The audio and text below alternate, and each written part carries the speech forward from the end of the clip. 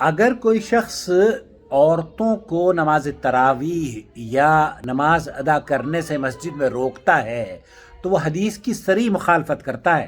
صحیح بخاری اور صحیح مسلم کے اندر موجود حدیث ہے، اللہ کے رسول صلی اللہ علیہ وسلم نے فرمایا لا تمنعوا اماء اللہ مساجد اللہ۔ صحیح بخاری اور صحیح مسلم کی متفقن علیہ the most authentic احادیث ہیں۔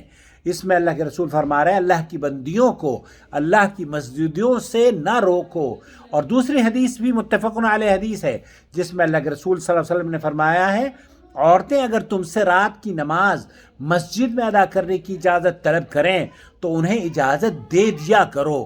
یہ دونوں حدیثیں اس بات کی دلیل ہے کہ نبی کریم صلی اللہ علیہ وسلم نے عورتوں کو مساجد میں روکنے والے کو ایک تو منع فرمایا ہے کہ انہیں مسجد میں روکنے سے گریز کیا جائے، انہیں مسجد میں آنے دیا جائے، اور دوسرے یہ خواہش ظاہر کری اللہ کے رسول صلی اللہ علیہ وسلم نے کہ میری خواہش یہ ہے کہ مسجد نبوی کا ایک دروازہ ہم عورتوں کے لیے خاص کر دیں۔